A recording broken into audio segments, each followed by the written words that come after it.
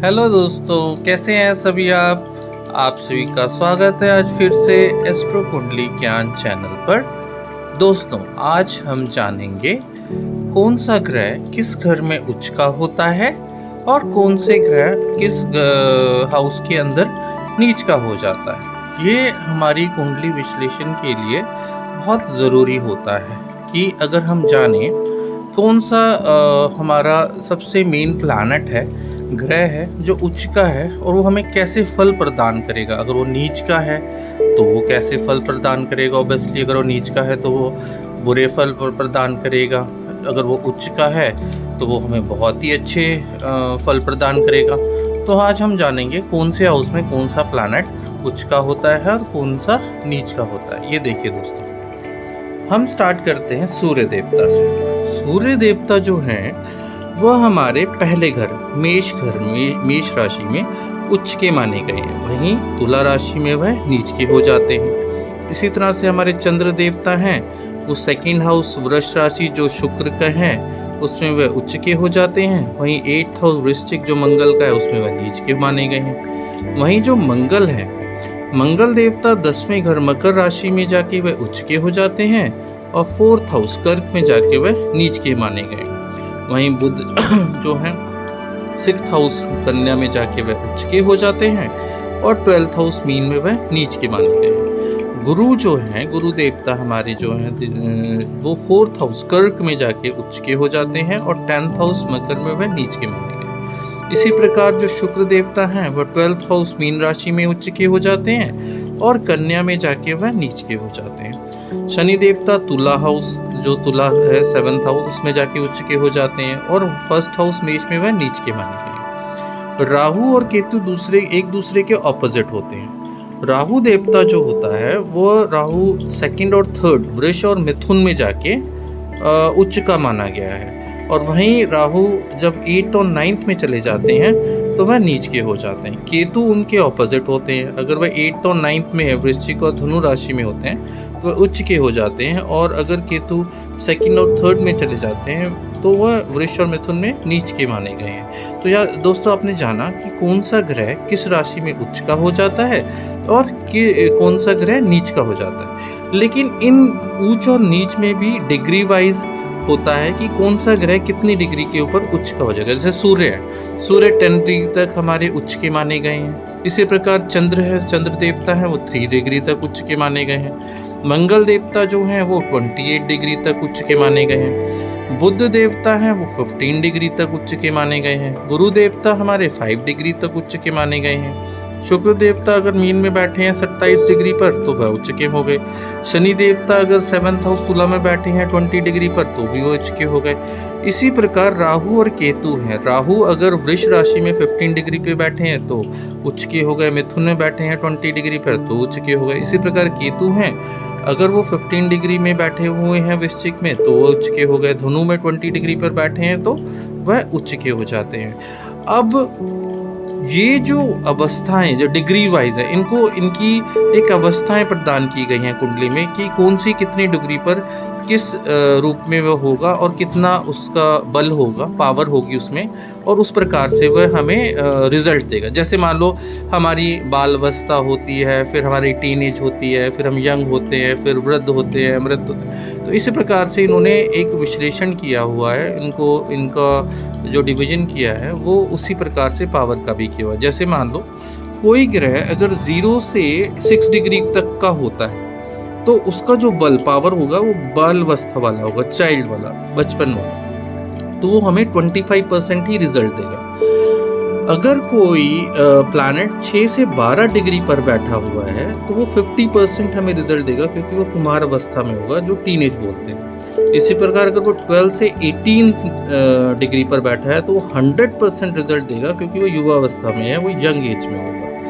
अगर कोई प्लैनेट 18 से 24 डिग्री के बीच में बैठा है तो हमें सिर्फ 50% ही रिजल्ट देगा, क्योंकि वो वृद्ध अवस्था में, ओल्ड एज में चले जाता है। अगर वो 24 से 30 डिग्री पर है, कोई प्लैनेट हमारी किसी ग्रह में बैठा है तो वो मृत अवस्था में चले जाता है, वो सिर्फ हमें 25% ही रिजल्ट देता है। तो बहुत सारे लोग कहते हैं नहीं वो मृत हो गया, कोई रिजल्ट नहीं, ऐसा नहीं है दोस्तों, वो हमें एटलीस्ट 15% तो रिजल्ट देगा। हाँ, अगर कोई प्लैनेट 1 से 2 डिग्री तक है तो वो 0% रिजल्ट देगा, अगर 29 या 30 डिग्री तक है तब भी वो हमें 0% ही रिजल्ट देगा। तो दोस्तों आपने जाना कि देखो प्लैनेट जो भी है कितनी डिग्री पर किस ग्रह में बैठेंगे उसके अकॉर्डिंगली ही वह हमें रिजल्ट प्रदान करेंगे, उनमें कितनी पावर है उसके अकॉर्डिंगली वो हमें फल प्रदान करेंगे कुंडली के अंदर। जैसे मैं आपको और क्लियरिटी समझाता हूँ ऊंच और नीच के बीच में। जैसे मान लीजिए मैंने कहा हमारे सूर्य देवता मेष राशि में जाके बैठ गए, अब वो उच्च के हो गए क्योंकि मेष राशि में उच्च के हो जाते हैं सूर्य, तो ऑब्वियसली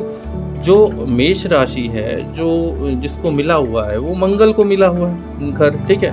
अगर मान लो मंगल भी यहाँ आ जाए सूर्य देवता के साथ बैठ जाए तो कितना स्ट्रांग पावर हो जाएगी। लेकिन अब स्ट्रांग ये किस में होंगे, सूर्य देवता किसके मालिक होते हैं आपको पता है, राजा के समान माना गया है इनको। ये गवर्नमेंट के सारे जितने तुम्हारे कार्य होते हैं, गवर्नमेंट जॉब जो भी है सारी सूर्य से ही रिप्रेजेंट होती है, ठीक है। लेकिन तेज, प्रकाश, गुस्सा, ये सब चीज़ें हमारी सूर्य में आ जाती हैं। इसी तरह मंगल हो गया, वो और भी स्ट्रांग है, वो एकदम से वैरियर बोले गए हैं कि एकदम सेनापति माने गए हैं, वो और भी क्रूर प्लैनेट हो गए। तो आप समझो कि अगर ये उच्च होके बैठ गए तो हमें फल तो और अच्छे प्रदान करेंगे, सूर्य देवता जो भी उनकी अच्छाइयाँ हैं सब प्रदान करेंगे, लेकिन उसके बावजूद भी हमें और भी चीज़ों में कई सारी बढ़ोतरी कर देंगे।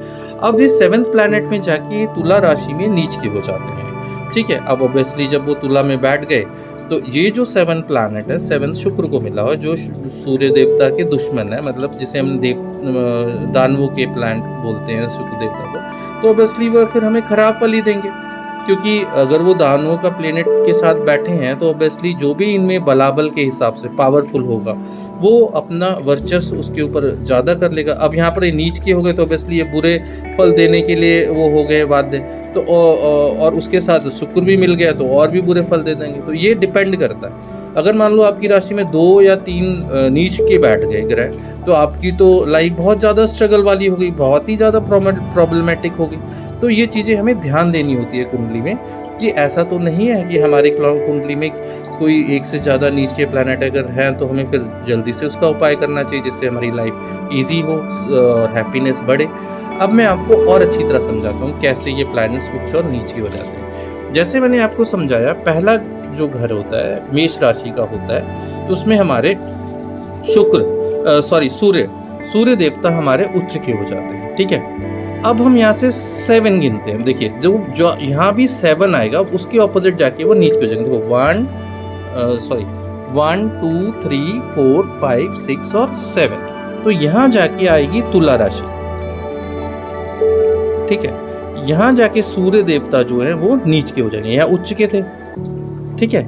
और जो उनका 7th आएगा उसका ऑपोजिट वाला जो तुला राशि आएगी, अब तुला राशि शुक्र की ऑब्वियसली तो उधर जाके वह नीच के हो जाएंगे, सूर्य देवता यहाँ पर जाके नीच के हो जाएंगे।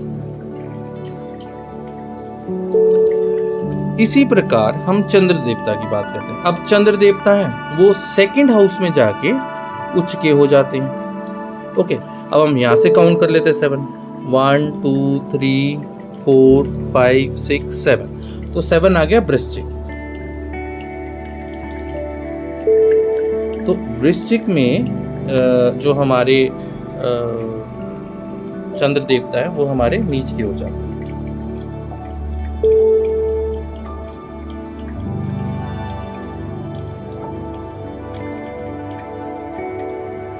नीच के हो जाएंगे।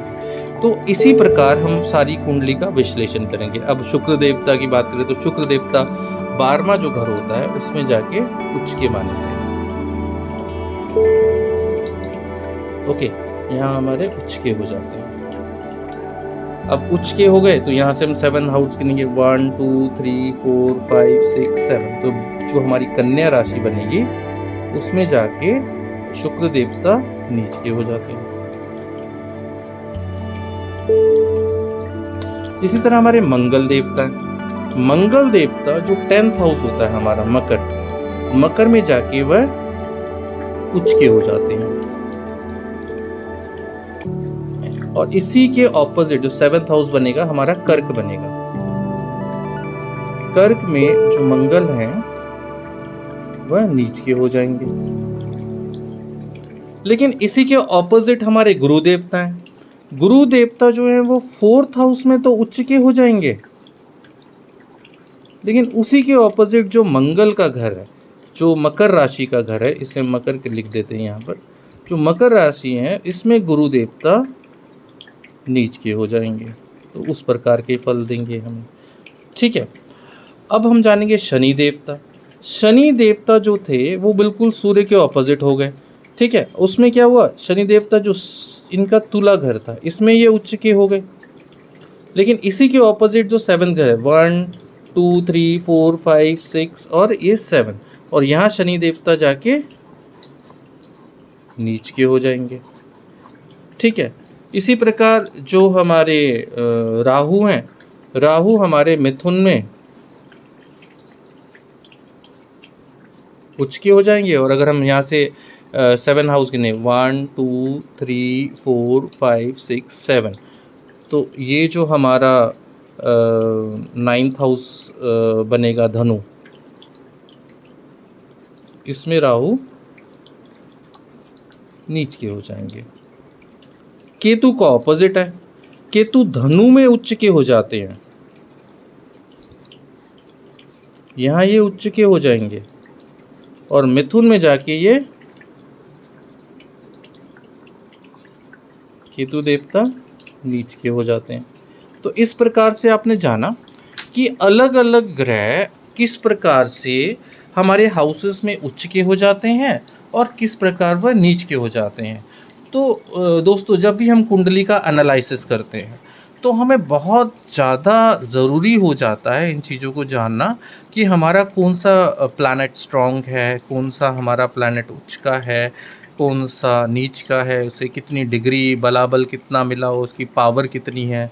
तो ऑब्वियसली मान लो, अगर मैं आपको एक एग्जांपल देता हूँ, जैसे मैंने आपको बताया कि सूर्य है, अगर वो 1st हाउस में बैठ गए और वहीं मंगल बैठ गए, तो आप सोचो कि दोनों की पावर मिलकर कितनी स्ट्रांग हो जाएगी, वह अपने फलों में कितनी बढ़ोतरी कर देंगे। तो इस प्रकार से हमने आज जाना दोस्तों कि कौन सा ग्रह कितनी डिग्री पर कितना पावरफुल होता है और कैसे फल प्रदान करता है।